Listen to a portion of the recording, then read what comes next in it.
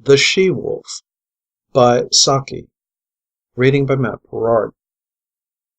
Leonard Bilsiter was one of those people who have failed to find this world attractive or interesting, and who have sought compensation in an unseen world of their own experience or imagination, or invention. Children do that sort of thing successfully, but children are content to convince themselves, and do not vulgarize their beliefs by trying to convince other people. Leonard Bilsiter's beliefs were for the few, that is to say, anyone who would listen to him. His dabblings in the unseen might not have carried him beyond the customary platitudes of the drawing-room visionary if accident had not reinforced his stock in trade of mystical lore. In company with a friend who was interested in a Ural mining concern, he had made a trip across Eastern Europe at a moment when the great Russian railway strike was developing from a threat to a reality. Its outbreak caught him on the return journey, somewhere on the further side of Perm, and it was while waiting for a couple of days at a wayside station in a state of suspended locomotion that he made the acquaintance of a dealer in harness and metalware, who profitably whiled away the tedium of the long halt by initiating his English travelling companion in a fragmentary system of folklore that he had picked up from Trans-Baikal traders and natives. Leonard returned to his home circle, garrulous about his Russian strike experiences, but oppressively reticent about certain dark mysteries, which he alluded to under the resounding title of Siberian Magic. The reticence wore off in a week or two under the influence of an entire lack of general curiosity, and Leonard began to make more detailed allusions to the enormous powers which this new esoteric force, to use his own description of it, conferred on the initiated few who knew how to wield it. His aunt, Cecilia Hoops, who loved sensation perhaps rather better than she loved the truth, gave him as clamorous an advertisement as anyone could wish for by retailing an account of how he had turned a vegetable marrow into a wood pigeon before her very eyes. As a manifestation of the possession of supernatural powers, this story was discounted in some quarters by the respect accorded to Mrs. Hoop's powers of imagination.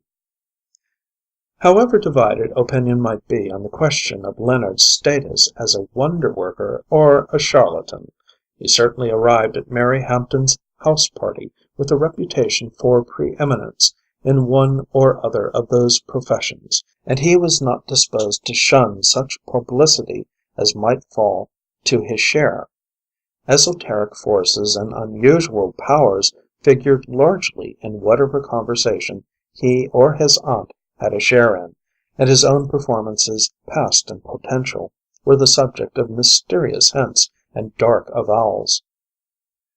"I wish you would turn me into a wolf, Mr. Bilsiter," said his hostess at luncheon the day after his arrival.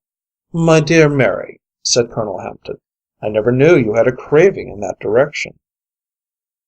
"A she-wolf, of course," continued Mrs. Hampton. "It would be too confusing to change one's sex as well as one's species at a moment's notice." "I don't think one should jest on these subjects," said Leonard. "I'm not jesting. I'm quite serious, I assure you. Only don't do it to-day. We have only 8 available bridge players, and it would break up one of our tables. Tomorrow we shall be a larger party. Tomorrow night, after dinner—" In our present imperfect understanding of these hidden forces, I think one should approach them with humbleness rather than mockery, observed Leonard, with such severity that the subject was forthwith dropped.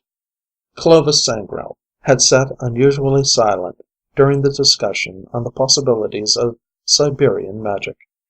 After lunch he sidetracked Lord Pabham into the comparative seclusion of the billiard-room, and delivered himself of a searching question. "Have you such a thing as a she-wolf in your collection of wild animals? A she-wolf of moderately good temper?" Lord Pabham considered. "There is Louisa," he said, "a rather fine specimen of the timber wolf. I got her 2 years ago in exchange for some Arctic foxes. Most of my animals get to be fairly tame before they've been with me very long. I think I can say Louisa has an angelic temper, as she-wolves go. Why do you ask?" "I was wondering whether you would lend her to me for tomorrow night," said Clovis, with the careless solicitude of one who borrows a collar stud or a tennis racket. "Tomorrow night?" "Yes. Wolves are nocturnal animals, so the late hours won't hurt her," said Clovis, with the air of one who has taken everything into consideration.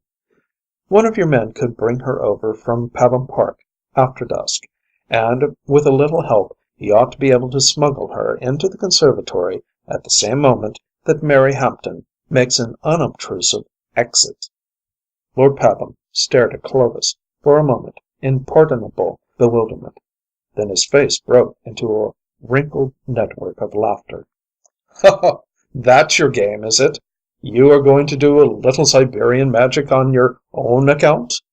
And is Mrs. Hampton willing to be a fellow conspirator?" "Mary is pledged to see me through with it, if you will guarantee Louisa's temper." "I'll answer for Louisa," said Lord Pabham. By the following day the house party had swollen to larger proportions, and Bilsiter's instinct for self-advertisement expanded duly under the stimulant of an increased audience. At dinner that evening he held forth at length on the subject of unseen forces and untested powers, and his flow of impressive eloquence continued unabated while coffee was being served in the drawing-room preparatory to a general migration to the card-room.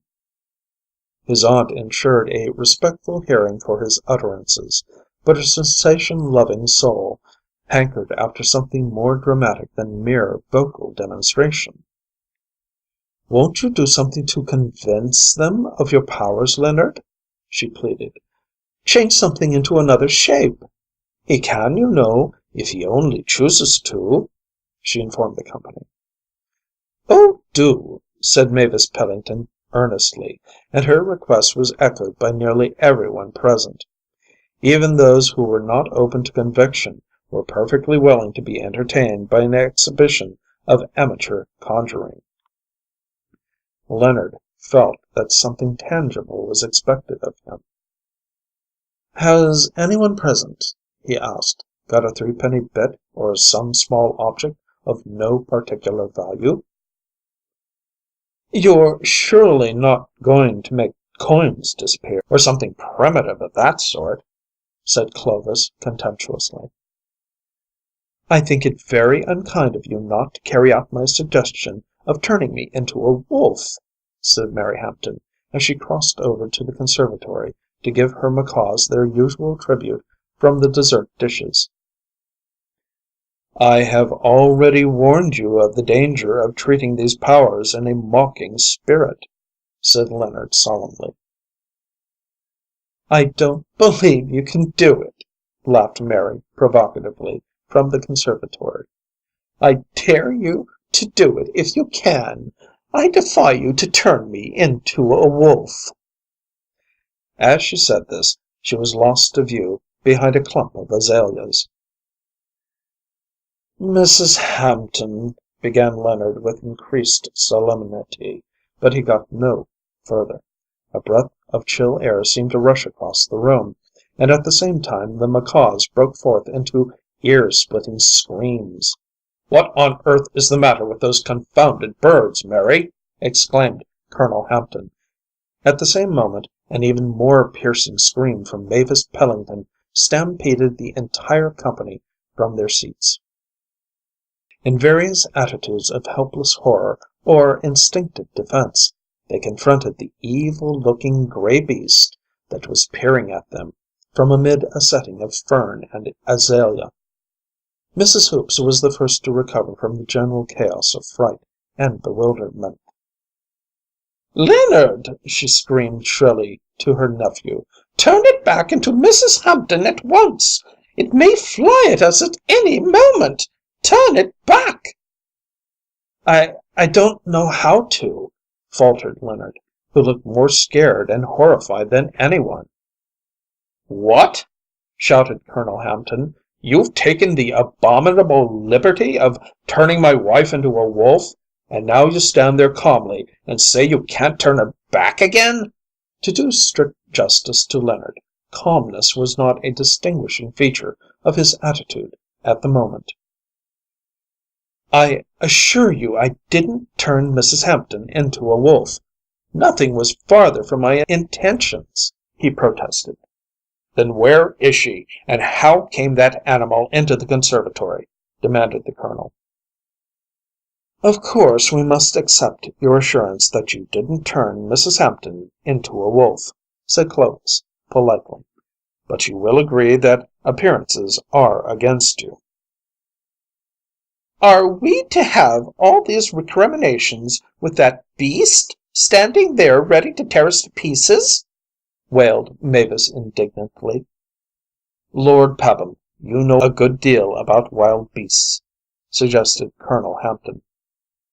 "The wild beasts that I have been accustomed to," said Lord Pabham, "have come with proper credentials from well-known dealers, or have been bred in my own menagerie.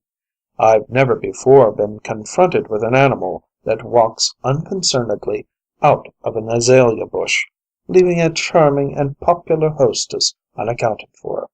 As far as one can judge from outward characteristics," he continued, "it has the appearance of a well-grown female of the North American timber wolf, a variety of the common species Canis lupus."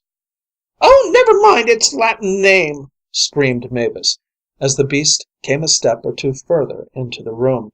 "Can't you entice it away with food, and shut it up where it can't do any harm?" "If it is really Mrs. Hampton, who has just had a very good dinner, I don't suppose food will appeal to it very strongly," said Clovis. "Leonard!" beseeched Mrs. Hoops tearfully. "Even if this is none of your doing, can't you use your great powers to turn this dreadful beast into something harmless before it bites us all? A rabbit or something." "I don't suppose Colonel Hampton would care to have his wife turned into a succession of fancy animals as though we were playing a round game with her," interposed Clovis. "I absolutely forbid it!" thundered the colonel. "Most wolves that I've had anything to do with have been inordinately fond of sugar," said Lord Pabham. "If you like I'll try the effect on this one." He took a piece of sugar from the saucer of his coffee cup and flung it to the expectant Louisa, who snapped it in mid-air. There was a sigh of relief from the company. A wolf that ate sugar when it might at the least have been employed in tearing macaws to pieces had already shed some of its terrors. The sigh deepened to a gasp of thanksgiving when Lord Pabham decoyed the animal out of the room by a pretended largesse of further sugar. There was an instant rush to the vacated conservatory. There was no trace of Mrs. Hampton except the plate containing the macaw's supper. "The door is locked on the inside," exclaimed Clovis, who had deftly turned the key as he affected to test it. Everyone turned toward Bilsiter. "If you haven't turned my wife into a wolf," said Colonel Hampton, "will you kindly explain where she has disappeared to, since she obviously could not have gone through a locked door? I will not press you for an explanation of how a North American timber wolf suddenly appeared in the conservatory, but I think I have some right to inquire what has become of Mrs. Hampton." Bilsiter's reiterated disclaimer was met with a general murmur of impatient disbelief. I refuse to stay another hour under this roof, declared Mavis Pellington. If our hostess has really vanished out of human form, said Mrs. Hoops, none of the ladies of the party can very well remain. I absolutely decline to be chaperoned by a wolf. It's a she-wolf, said Clovis soothingly. The correct etiquette to be observed under the unusual circumstances received no further elucidation. The sudden entry of Mary Hampton deprived the discussion of its immediate interest. Someone has mesmerized me, she exclaimed crossly. I found myself in the game larder, of all places, being fed with sugar by Lord Pabham. I hate being mesmerized, and the doctor has forbidden me to touch sugar. The situation was explained to her, as far as it permitted of anything that could be called explanation. Then you really did turn me into a wolf, Mr. Bilsiter? She exclaimed excitedly. But Leonard had burned the boat in which he might now have embarked on a sea of glory. He could only shake his head feebly. It was I who took that liberty, said Clovis. You see, I happen to have lived for a couple of years in northeastern Russia, and I have more than a terse acquaintance with the magic craft of that region. One does not care to speak about these strange powers, but once in a way, when one hears a lot of nonsense being talked about them, one is tempted to show what Siberian magic can accomplish in the hands of someone who really understands it. I yielded to that temptation. May I have some brandy? The effort has left me rather faint. If Leonard Bilsiter could at that moment have transformed Clovis into a cockroach, and then have stepped on him, he would gladly have performed both operations. End of The She-Wolf by Saki.